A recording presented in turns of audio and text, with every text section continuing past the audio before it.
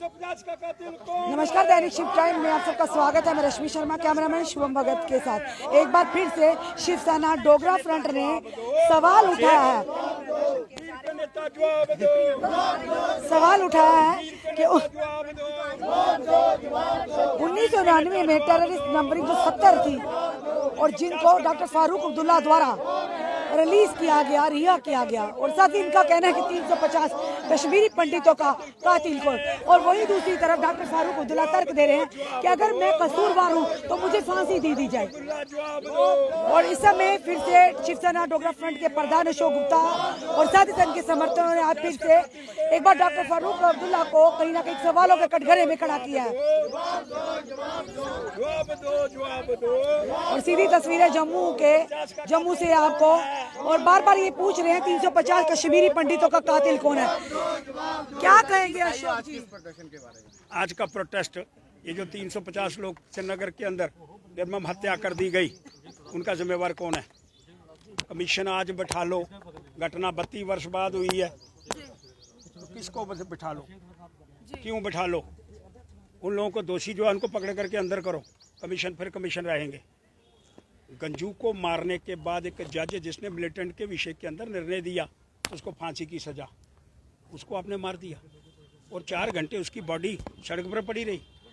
कोई फैसला करके बताएगा कि जज की अगर सुरक्षा नहीं है, और जिसके टेन्योर के अंदर हुई मुख्यमंत्री कौन था? 80 मिलिटेंट जिन्होंने छोड़े, 80 मंदिर अनंतनाग के अंदर एक दिन के अंदर तोड़ दिए गए, किसके कार्यकाल के अंदर हुआ? आज उत्तर देने का प्रयास करना होगा। और कश्मीरी पंडितों की प्रॉपर्टी, उसके लिए कमेटी बना दो, लोगों को अलाट कर दो, ये सारी बातें चिंता का विषय बनी हुई। लेकिन वही इस पर उमर अब्दुल्ला कहते हैं कि मनगढ़ंत कहानी है। कुछ दिन पहले उन्होंने ये बयान दिया। जिस जज गंजू को मारा वो मनगढ़ंत है, टिक्कालाल टिप्पू मनगढ़ंत है। उनका एक हलवाई, एक मिनट प्लीज, उनकी पार्टी का एक हलवाई जब टिक्कालाल टिप्पू मरा उसके बाद उसको मार दिया गया, उनके घर के अंदर रॉकेट पड़ा, मनगढ़ंत है? वो भी बोलो मनगढ़ंत है। डॉक्टर फारूक अब्दुल्ला ये भी तो कह रहे हैं अगर मैं कसूरवार हूं तो मुझे फांसी पर चढ़ा दी। वो कौन फिक्स करेगा कसूरवार है कौन है?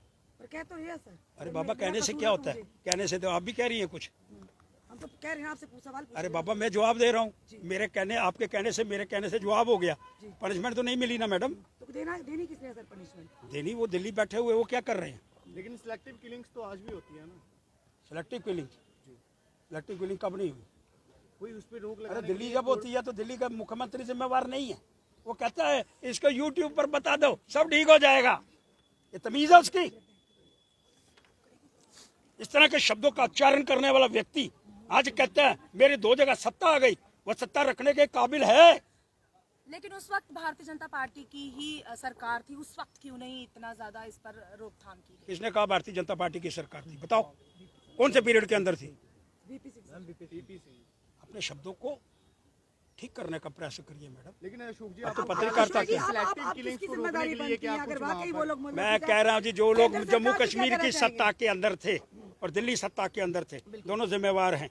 और उसके लिए एक अच्छा व्यक्ति जो है, और जिस काल के अंदर कोई इंक्वायरी की जरूरत नहीं है। फारूक अब्दुल्ला के समय अगर 80 मिलिटेंटों को छोड़ा गया, फारूक अब्दुल्ला उत्तर दें। मैं सवाल कर रहा हूँ ना, मैं बुब्बा मुफ्ती बताए कुरान बानी का अगर मुझे पता चलता तो मरता नहीं, कहा था ना कुरान। जवाब देना मैं बुब्बा मुफ्ती, अगर नहीं देगी तो कार्रवाई करे। उसके बाद में ये जितने लोग 350 मारे गए, यूसुफ हलवाई उसका नाम है जिसके विषय में आप बात कर रही थी मैडम, वो नेशनल कॉन्फ्रेंस का था। जब वो मरा, फारूक अब्दुल्ला बताएंगे या उमर अब्दुल्ला बताएंगे वो क्यों मरा? जब इनके घर के अंदर ग्रेनेड पड़ा या वो रॉकेट लॉन्चर क्या कहते हैं, मैं किसी के विषय के अंदर उसको छुपाने का प्रयास नहीं कर रहा, लेकिन जो सत्ता के अंदर वो दोषी है। जगत जी बताएं, कोई भी हो सर। 80 मंदिर अनंतनाग के अंदर तोड़े, क्यों तोड़े? एक बिल किसने लाया असेंबली के अंदर कि कश्मीरी पंडितों की प्रॉपर्टी जो है अब उसको हम बेचेंगे? ये इंसानियत है? एक औरत जिसको आरे के अंदर चीर दिया, आप औरत हैं, कैसा दृश्य था? कहते मनगढ़ंत है, ये मनगढ़ंत है। क्यों वो लोग बाहर हैं अभी तक, क्यों नहीं उनको सलाखों के अरे वही तो मैं, उसके लिए तो मैडम, तो अभी तो फारूक अब्दुल्ला खुद भी कह रहे हैं कि अगर वाकई मैं दोषी हूं तो मुझे फांसी पर चढ़ा दीजिए। अब ये फांसी पर चढ़ाएगा कौन दोषी उनको ठहराएगा? वो तो खुद कह रहे हैं। इसके कार्यकाल के कहने का सवाल ही अंदर निशान अगर तो मैं बड़ा होता है प्रोटेस्ट केंद्र- कर रही हूँ, केंद्र सरकार पर। मैडम जी मैं प्रोटेस्ट कर रहा जी। हूँ, आप कवर कर रही हैं, बिल्कुल। तो या आप या मैं, तो जो सत्ता के अंदर थे, इनके कार्यकाल के अंदर हुआ। जगमोहन जी को आपने कहा ना कि मीर व्यास मौलवी, कहा ना मीर व्यास मौलवी को मार दिया गया, वहां घटना घट गई। जगमोहन जी आभार हो जाओ, हटाया ना सत्ता से। अब क्या लगता है कार्रवाई होगी? अब कहीं ना कहीं सवाल तो आपने नहीं खड़ा कर होगी दिया। ना मैडम। ये आपने देखो तो अशोक सवाल गुप्ता खड़ा क्या कर कर दिया। रहा है। अशोक जी आपने तो सवाल खड़ा कर आपने दिया। अरविंद आपकी केजरीवाल पे भी बात निशाना लगाया है। कहीं ना कहीं र्यूमर्स उठ रहे हैं कि आने वाले समय में अपनी आम आदमी पार्टी की बात करें तो जम्मू में भी तिरंगा लहरा सकती है। उस सब पे आप ये लो तिरंगा, ये लहरा है, हमेशा लहर रहा है, लहता रहेगा। और कोई किसी की सत्ता में आने से ये तिरंगा नीचे नहीं होगा, किसी की सत्ता में जाने से तिरंगा नहीं होगा। ये फौजियों के कारण तिरंगा है, और फौजियों के कारण जिन लोगों ने फौजियों को मरवाया है वो हिंदुस्तान के अंदर नहीं टिकेंगे भाई। ये मेरी बात अशोक जी ध्यान जो में आप रखो। बात करते हैं ना, उनमें केजरीवाल तो अशोक जी कोई जो आप चीज ही बात नहीं करते है हैं यार। ना, बात के पीछे कोई ना कोई जरूर बात छुपी होती है, पर उस बात का बाद में जनता के सामने भी कहीं ना कहीं आई जाती है। आजकल तो आज आपने जो आजकल प्रदर्शन दाल के किया साथ भात है। कहीं ना कहीं आपने जो आपने आज जो प्रदर्शन किया है, एक बड़ा ही गहरा राज इसके पीछे छुपा हुआ है सर। 32-33 वर्ष जो ये सारी घटना घटी, 32 वर्ष, आज ये मांग उठना शुरू हो गई ना, को जिन्होंने करा है उन पर कार्रवाई करो। पहले तो नहीं हुई 32 वर्ष, आज की हुई।